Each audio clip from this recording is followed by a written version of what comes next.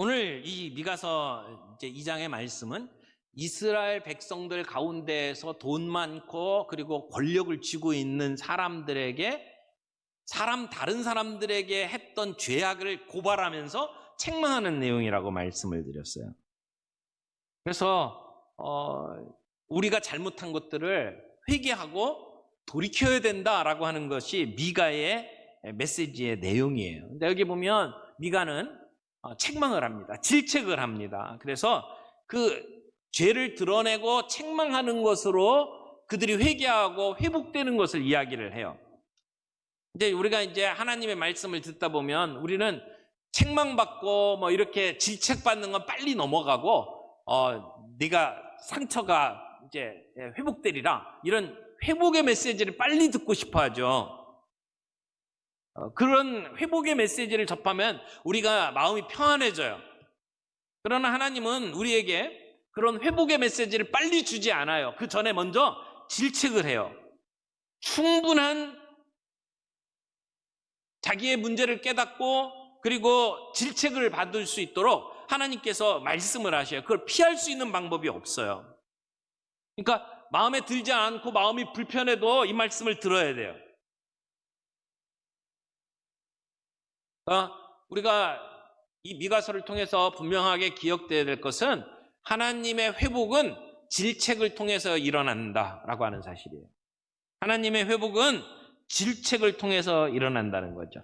생명을 살려놓는 치유책은 생명을 위협하는 그 문제가 무엇인지 분명히 드러내고 난 다음에 일어나는 일이다라고 하는 것이죠. 여러분, 우리가 이제 우리 사회의 문제, 우리 교회의 문제들을 가지고 살펴볼 때에 우리가 얼마만큼 교회에 출석하는 숫자가 많으냐 이런 것을 가지고 우리 교회는 축복받았다, 우리 교회는 영적으로 건강하다 그렇게 말할 수가 없어요. 어떻게 보면 교회에 몇 명 모이느냐라고 하는 사이즈는 그 교회의 건강도를 이야기하는 게 아니에요. 그 얘기는 뭐하고 비슷하냐면 내가 살이 쪄서 비만이면 내가 건강하다라고 말하는 것과 똑같을 수 있어요. 여러분, 내 몸무게가 많이 나가는 것이 내 건강의 척도입니까? 그렇지 않잖아요. 근데 우리는 사람 숫자 많이 모이고 좋은 빌딩 가지고 좋은 예배당에서 예배드리면 그 교회는 건강한 교회고 그 교회는 좋은 교회야 라고 착각하기가 쉽다는 거죠. 그러니까 우리 그리스도인들이 이 사회에서 얼마나 성공했느냐, 얼마나 돈을 많이 벌었느냐, 얼마나 높은 자리에 올라갔느냐가 우리의 건강을 이야기하는 게 아니라는 거예요.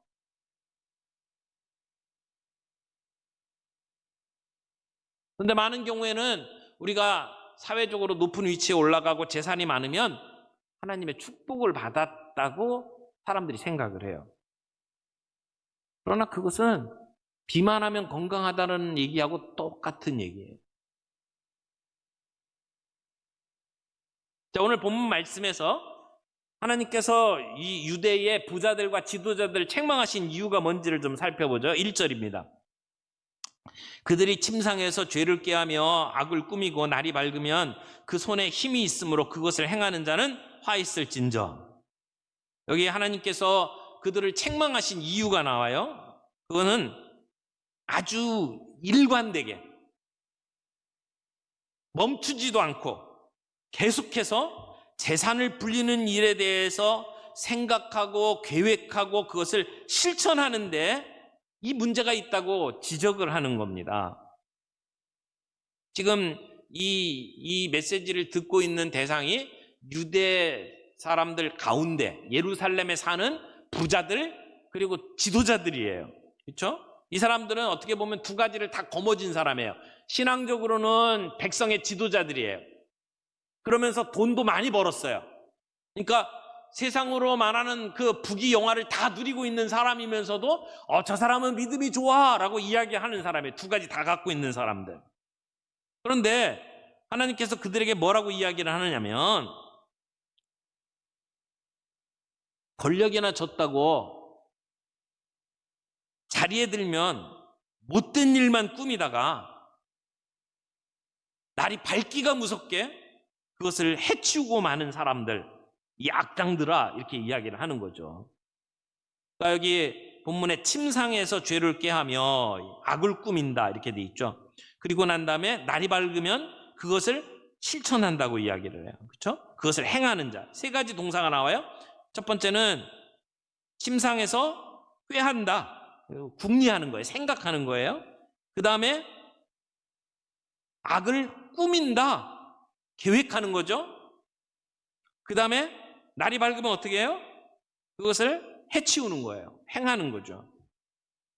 근데 뭘 생각하는 거예요? 악한 음모예요. 우리나라 옛날 유행가 가사 중에 앉으나 서나 당신 생각 뭐 이런 노래가 있었는데, 앉으나 서나 지금 무슨 생각을 한다는 거예요? 악한 생각을 하는 거예요. 죄를 꾀하고 악을 꾸미고 그것을 행동에 옮기는 사람들이라는 거죠.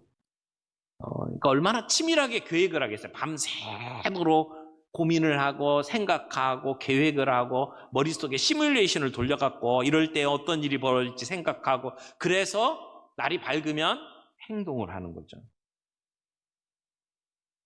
여러분, 사람들이 나쁜 짓을 할 때는요, 남들이 안 보는 시간에 합니다. 밤에 주로 그 일들을 해요. 근데 지금 이 유대 지도자들은 언제 행동한다고요? 대놓고 하는 거예요. 편법, 불법, 모든 악행을 대낮에 한다는 겁니다. 그리고 문제가 있어요. 어떤 문제가 있냐면 2절 보세요. 2절 뒤에, 아니 1절 뒤에요. 1절 뒤에 그 손에 뭐가 있어요? 힘이 있으므로. 이 사람들이 힘이 있어요. 그래서 권력을 쥐고 있기 때문에 그렇게 악행을 저질러도 누구도 제지할 수가 없어요. 이 사람들에게는 공평, 정의 이런 건 안중에도 없어요. 죄를 짓고 사람들을 괴롭히기 위해서 태어난 것처럼 행동해요. 그러니까 이들에게 주어진 권력은 흉기예요.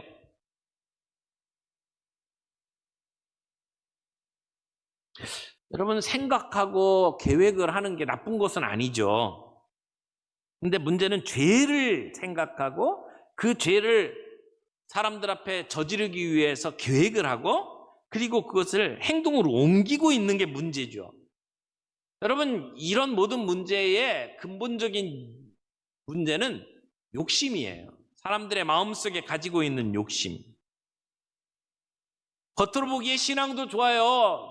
넉넉하게 가지고 있어요. 그런데 그들의 마음속에는 이것 갖고 부족하다는 것이죠. 더 많은 욕심을 갖고 있는 거죠. 그 사람들은 늘 이렇게 외칠 거예요. 힘이 곧 정의다. 힘이 곧 정의다. 권력을 쥐고 휘두르면서 그걸 자기를 위해서 쓰는 거예요. 이게 세상의 논리죠. 강자가 약자를 짓밟는 거.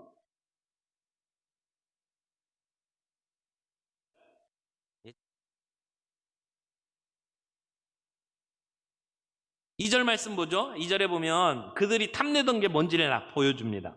2절에 밭들을 탐하여 빼앗고 집들을 탐하여 차지하니, 그러니까 탐나는 밭이 있으면 빼앗고 탐나는 집이 있으면 내 걸로 만든다는 거예요.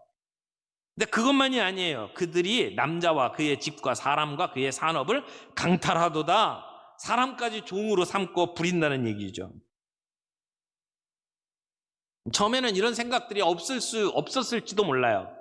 근데 조금 갖고 조금 다른 거 빼앗다 보니까 더 많이 갖고 싶은 거예요.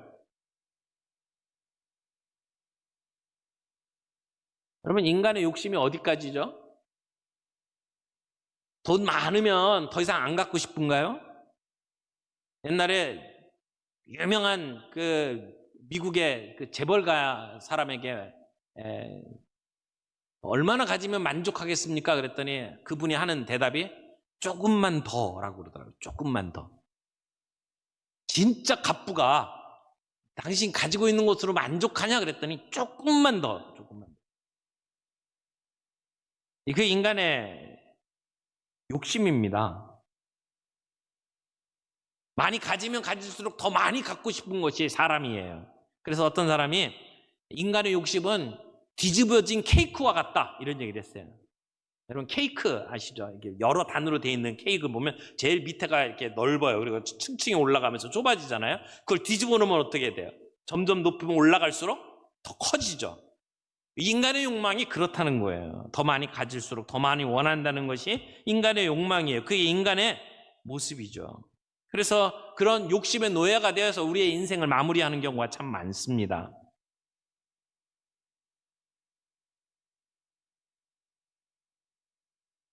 우리 그리스도인들이 참으로 마음속에 기쁨을 누릴 때가 언제여야 합니까? 내가 성공해서 많은 걸 가지고 누릴 때? 내 말 한마디에 사람들이 막 움직일 때? 그때 정말 우리가 기쁨을 누리고 살아갑니까? 우리의 참된 기쁨은 어디서 옵니까?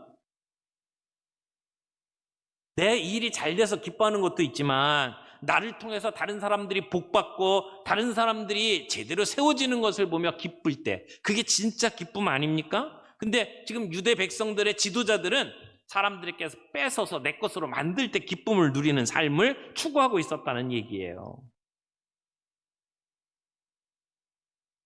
그러나 성경은 물질의 넉넉함이 언제나 복인 것은 아니라고 이야기를 합니다. 또 신앙이 좋다고 해서 신앙 좋은 사람은 다 부자가 된다, 그렇게 이야기하는 것도 아닙니다. 물질이라고 하는 것은 중립적인 개념이에요. 어떤 때는 그 물질이 우리에게 축복이 될 수도 있지만 어떤 때는 그 물질이 우리에게 시험이 될 때가 있습니다. 그래서 물질이 우리에게 오게 되면 그 물질이 언제든지 우리를 시험합니다. 어떻게 보면 그 사람이 어떤 사람인지 알아보려면 그 사람에게 물질이 주어졌을 때 어떤 행동을 하는지를 보면 알 수가 있어요. 신앙이 없는 사람들은 그 물질이 마치 자기 것인 것처럼 생각을 합니다. 그래서 그것을 지키기 위해서 더 골똘히 생각하고 그걸 키우기 위해서 더 많은 계획들을 세워갑니다. 진짜 신앙을 가지고 있는 사람들은 그 물질이 나에게 얼마나 부담스러운지를 알고 내가 그것을 어떻게 책임져야 될지를 생각을 합니다. 하나님의 백성은 얼마나 더 많이 가지고 있느냐에 따라서 좌우되는 게 아닙니다. 내 진짜 기쁨이 어디에 오는지 한번 생각을 해보세요. 내가 가지고 누리는 것에 기쁨이 있는지, 내가 다른 사람을 섬기고 세워가는 데 기쁨이 있는지를 한번 따져보라는 겁니다. 하나님께서 지금 이 이스라엘 백성의 지도자들을 비난하는 이유가 뭡니까? 저들이 가지고 있는 저 욕망과 욕심이 잠시 일시적인 충동으로 오는 게 아니라는 겁니다. 밤을 새워가면서 준비하고 아침이 되면 그걸 실행에 옮기는 지속적인 그 욕망을 보면서 지금 비책망을 하시는 겁니다. 너무나 일관되게 끊임없이 자기의 욕심을 채워가고 있는 그러한 모습들, 그리고 그것을 치밀히 생각하고 그것을 계획하고 그것을 행동에 옮기고 있는 그들의 모습을 보면서 우리 주님이 책망하는 겁니다. 그걸 사자성어로 초지일관, 시종일관 그렇게 얘기하잖아요. 수단과 방법을 가리지 않고 그렇게 자기의 탐욕을 채우고야 마는 그들의 모습을 보면서 하나님은 진저머리를 치면서 지금 책망을 하고 계시는 겁니다. 그래서 하나님은 어떻게 하십니까? 3절 보세요. 하나님 계획이 있어요. 그러므로 여호와의 말씀에 내가 이 족속에게 재앙을 계획하나니 너희 목이 이에서 벗어나지 못할 것이요 또한 교만으로 다니지 못할 것이라. 이는 재앙의 때임이라 하셨느니라. 자, 앞부분에 있어서는 예루살렘의 권력자들이 밤새도록 궁리를 합니다. 생각을 합니다. 계획을 합니다. 근데 3절에는 하나님이 계획하셔요. 여호와의 말씀에 내가 이 족속에게 재앙을 계획하나니, 하나님도 계획하신다고 이야기를 해요. 그러니까 지금 이 악한 사람들이 궁리를 하고 있는데 그 계획하고 궁리하는 게 하나님에게 돌아와서 하나님이 계획하는 것으로 지금 이야기를 하고 있어요. 그러면서 여호와의 말씀에 내가 이 족속에게 재앙을 계획하니, 여러분 이 족속이라고 표현하고 있어요. 하나님께서 자기 백성을 부를 때 다른 성경에 보면 뭐라고 말씀을 하시냐면 내 백성이라고 표현해요. 내 백성이. 근데 여기서는 내 백성이라고 안 하고 뭐라고 그래요? 이 족속이라고 부르고 계셔요. 그러니까 지금 이 예루살렘의 권력자들이 하나님이 원하시는 방향하고는 너무 다른 방향으로 지금 가고 있는 거예요. 그래서 하나님이 계획하셔요. 자, 인간은 죄를 꾀하고 악을 도모하고 그리고 행동에 옮기려고 계획을 합니다. 근데 하나님은 뭘 계획하셨어요? 하나님은 재앙을 계획하고 계셔요. 재앙. 그러면서 너희의 목이 이에서 벗어나지 못할 것이요. 여러분, 아무리 제주를 부려도 이 재앙에서 벗어나지 못할 것이다 라고 이야기를 하시는 겁니다.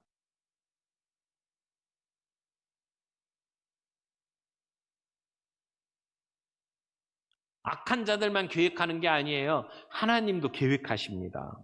하나님도 우리의 삶에 역사하십니다. 오늘 우리가 왜 여기에 예배 드립니까? 하나님이 계시기 때문에, 하나님 살아계시기 때문에, 하나님 역사하시기 때문에 오늘 우리가 이 자리에 나와서 예배 드리는 거 아닙니까? 그 하나님이 오늘도 계획하고 계셔요. 그렇게 악한 자들을 향해서 하나님이 갖고 계신 계획이 뭐예요? 재앙이라는 것입니다. 하나님이 회의하고 하나님이 계획하시면서 하나님이 준비하고 계십니다. 그런 면에 있어서 우리 신앙은 그 하나님의 일들이 이루어지기를 기다리는 거예요. 하나님이 기다리는, 하나님의 하실 일을 내다보며 기다리는 게 신앙이에요. 하나님을 바라보면서 믿음으로 기도하면서 하나님 때를 바라보고 기다리는 것이 신앙이라는 것입니다. 그러므로 우리 하나님의 백성들은 나에게 어떤 일이 이루어졌다고 해서 즉각적으로 보복하지 않아요. 하나님 앞에 나아갑니다. 그런 일들이 벌어질 때 하나님이 나를 버렸다, 하나님이 안 계시다 그렇게 말하지 않습니다. 하나님의 때를 기다리는 거죠. 하나님이 계획하신 것이 이루어지기를 기다리는 거죠. 이게 신앙인의 모습입니다. 성령님이 우리 안에 주시는 욕구, 성령의 디자이어가 우리 안에 있다면 이 세상의 유혹 앞에서 우리가 잠시 멈추어 서서 좀 버티고 저항하는 시간을 좀 가져야 된다는 겁니다. 성령님이 내 안에 계셔서 야, 너 그러면 안 돼라고 이야기할 때 잠시 멈춰서서 생각할 수 있는 시간을 갖는 것이 필요하다는 겁니다. 욕망이 나를 부채질할 때 스탑, 멈춰 서보자는 거죠. 좀 생각 좀 해보자는 거죠. 어떻게든 브레이크를 밟아보자는 겁니다. 그래서 하나님의 때를 기다려보자는 거죠. 하나님께서는 우리가 성령님의 음성을 듣고 성령의 소욕을 따르기를 원하셔요. 이 세상의 소욕, 욕망을 따라가기를 원하지 않으셔요. 오늘 우리들이 살아가는 이 세상은 불안한 세상이에요. 어떻게 될지는 몰라요. 코로나19 바이러스가 언제 끝날지 몰라요. 처음에는 한 달, 두 달 셧다운하고 멈춰서면 해결될 것처럼 얘기했잖아요. 근데 지금도 50명, 60명이 확진자가 생겨요. 그렇다면 올 연말이 가도 이 문제 끝나지 않습니다. 우리가 단기전으로 모든 것 다 멈춰 서갖고 해결할 수 있는 문제가 아니라는 걸 이제 안 거죠. 이런 불확실한 시대를 살아가면서 우리는 어떻게 하면 좋을까요? 이 문제를 알고 계시는 분은 우리 하나님이십니다. 하나님이 이 문제 개입하지 않으시고 하나님은 모른다고 생각하면 내가 스스로 내 문제를 해결해야 돼요. 그러나 우리는 하나님이 이 문제를 알고 계시고 하나님이 우리 가운데 역사하실 것이라고 믿는 믿음이 있어요.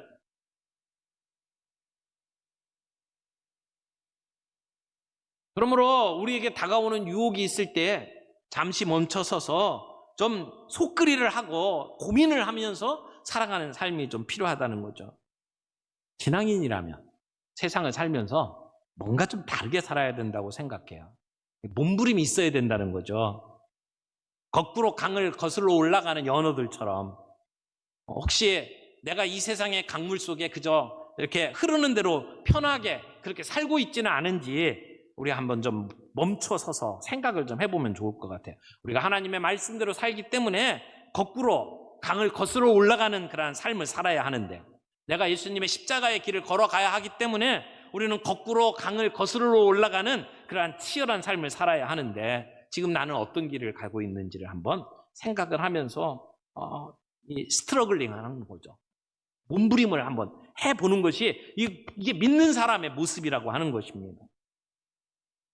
그래서 우리가 이런 삶 속에서 우리의 마음 속에 있는 욕망을 이렇게 내려놓으려면 말씀과 기도에 우리 자신을 노출시키는 것이 필요하다고 믿습니다.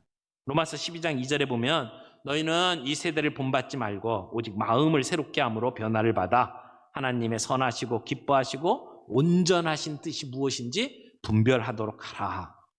여러분, 믿음 생활이 뭐예요? 믿음은 날마다 우리의 삶을 변화시키는 거예요. 날마다 우리의 삶을 변화시킬 수 있는 그 촉발점이 뭡니까? 말씀과 기도예요. 지금 이스라엘 백성들은 잠자리에서부터 악을 생각하고 계획하고 날이 밝으면 그것을 실행하는 그러한 이 부자들 그리고 예루살렘의 종교 지도자들에게 지금 미가는 하나님께서 너희들의 분깃을 주지 않겠다. 그리고 너희들은 종이 될 것이다 라고 경고를 하시잖아요. 우리가 가지고 있는 욕심, 탐욕을 하나님의 말씀의 필터에 그리고 기도의 필터에 한번 정수를 지켜보자는 거죠.